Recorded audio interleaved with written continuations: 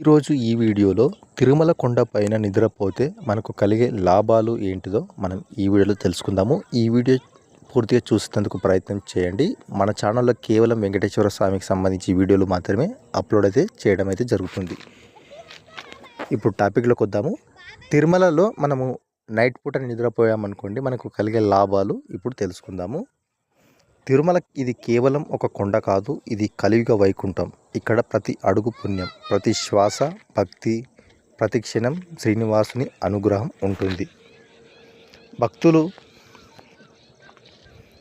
మెయిన్గా ఇక్కడ గుర్తుంచుకోవాల్సింది ఏంటంటే, శాస్త్రాల ప్రకారం భగవంతుడు నివసించే క్షేత్రంలో శరీరం విశ్రాంతి తీసుకుంటే అది సాధారణ నిద్ర కాదు, అది యోగ నిద్రగా, ప్రశాంత నిద్రగా భావిస్తారు.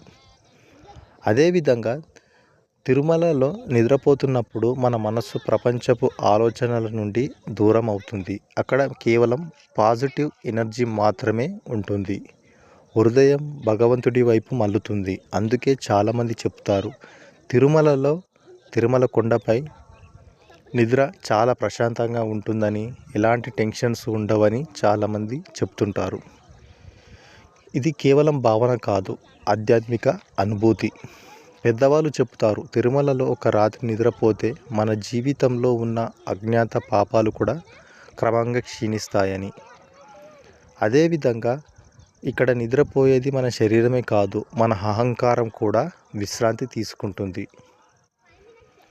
చాలామంది భక్తులు అనుభవించిన విషయం ఏమిటంటే, తిరుమలలో నిద్రపోయాక మనసు చాలా తేలికగా మారుతుందని, బాధలు తగ్గినట్టుగా అనిపిస్తుందని, కొత్త శక్తి వచ్చినట్టు అనిపిస్తుందని, నెగటివ్ ఆలోచనలు తగ్గి పాజిటివ్ ఎనర్జీ ఏర్పడుతుందని చాలామంది అంటుంటారు.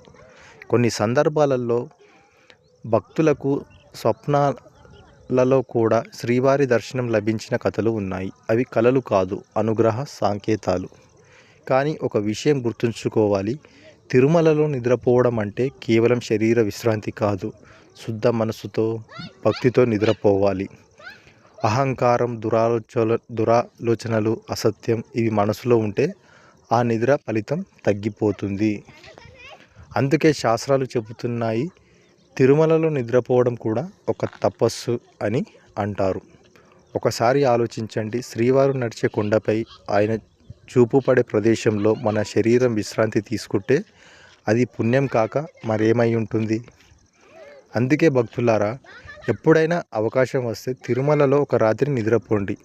శాంతిగా, భక్తితో, శ్రీవారి నామస్మరణలతో మీరు నిద్రపోండి. తిరుమలలో నిద్రించడం అంటే చాలా ప్రశాంతంగా, చాలా పాజిటివ్గా ఉంటుందన్నమాట. అక్కడ నెగటివ్ ఉండదు, పాజిటివ్ మాత్రమే ఉంటుంది. ఈ వీడియోలో మీరు తెలుసుకున్న విషయం కరెక్టేదా? మీకు ఇంకేమన్నా డౌట్స్ కనుక ఉంటే కింద కామెంట్ చేయండి. కేవలం మన వీడియోలో తిరుమలకు సంబంధించి వీడియోలు, వెంకటేశ్వర స్వామికి సంబంధించి వీడియోలు మాత్రమే అప్లోడ్ అయితే చేయడం అయితే జరుగుతుంది. Thank you.